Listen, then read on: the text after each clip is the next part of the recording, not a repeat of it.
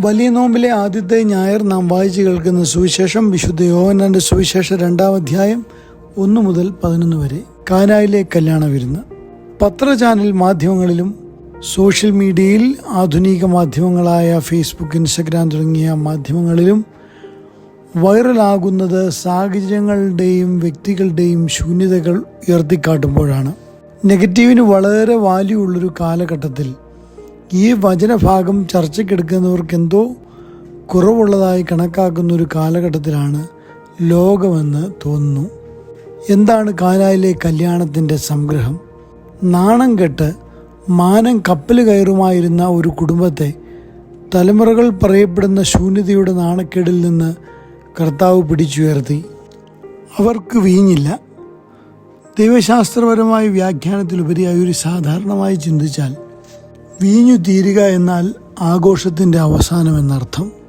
അവർക്ക് വീഞ്ഞില്ല എന്ന ആ ഭാഗം ഈ ഭാഗത്തിൻ്റെ കോർ വാക്കായി നമുക്ക് കണക്കാക്കാം.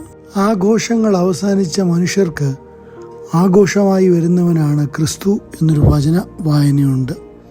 എവിടെയോ വായിച്ചത് ഓർക്കുന്നു. യഹൂദ വിരുന്നുകളിൽ ഒരു പന്തിയിൽ പ്രമാണിമാർക്കും ഉന്നതർക്കും വീഞ്ഞും സാധാരണ മനുഷ്യർക്ക് പച്ചവെള്ളവും വിളമ്പിയിരുന്നത്രേ. വിളമ്പിയവർ ക്രിസ്തുവിന് വീഞ്ഞ് വിളമ്പിയപ്പോൾ ശിഷ്യർക്ക് കൂടി ആ വീഞ്ഞ് വിളമ്പാനായി ക്രിസ്തു വിളമ്പുന്നവരെ നിർബന്ധിച്ചു.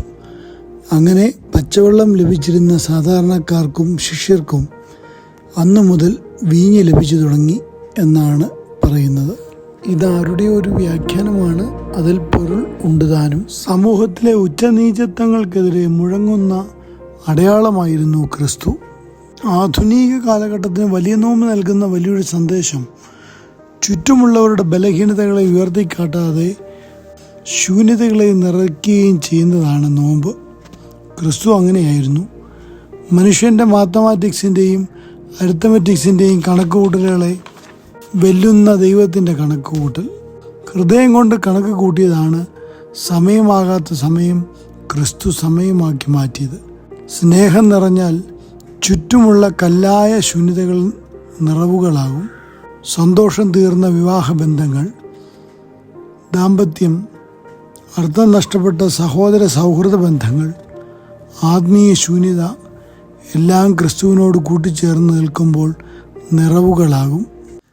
നിന്റെ ബലഹീനതയിലാണ് എൻ്റെ ശക്തി പ്രകടമാകുന്നത്. 2 കൊരിന്ത്യർ 12:9. നിനക്കെൻ്റെ കൃപ മതി, എന്തെന്നാൽ ബലഹീനതകളിലാണ് എൻ്റെ ശക്തി പൂർണ്ണമായി പ്രകടമാകുന്നത്. ചുറ്റുമുള്ളവരുടെ ബലഹീനതകൾ നമുക്ക് ആഘോഷിക്കുവാനുള്ളതല്ല, ദൈവത്തിന് അവൻ്റെ ജീവിതത്തിൽ പ്രവർത്തിക്കുവാനുള്ള വഴികളാണ്. അതുകൊണ്ടാണ് ഉപവാസ ദിനങ്ങളിൽ ഭക്ഷണ നിയന്ത്രണം പോലെ സംസാര നിയന്ത്രണവും ആവശ്യമാണെന്ന് പറയുക. സംസാരത്തിലൂടെയുള്ള എല്ലാ തിന്മകളും ഉപേക്ഷിക്കണം. ചുറ്റുമുള്ളവരുടെ കുറവുകൾ ഉയർത്തിക്കാട്ടാതെ കുറവുകൾക്ക് പരിഹാരമായി നാം മാറാൻ തയ്യാറാകണം. അത് ക്രിസ്തു നമ്മിലേക്ക് വരുമ്പോൾ മാത്രമേ സാധ്യമാകൂ. ഈ നോമ്പ് ഉപവാസങ്ങളിലൂടെ ക്രിസ്തുവിനെ നമുക്ക് നമ്മുടെ ഉള്ളിലേക്ക് ആവാഹിച്ചെടുക്കാം. ദൈവം അനുഗ്രഹിക്കട്ടെ. ദൈവതനൂജൻ 3-ാം നാളിൽ ഗലീലാനാട്ടിൽ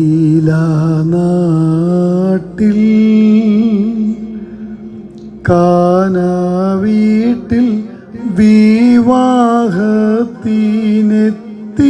നേരം തനിവെള്ളത്തെ മേൽത്തരമാം വീഞ്ഞാക്കി മാറ്റി.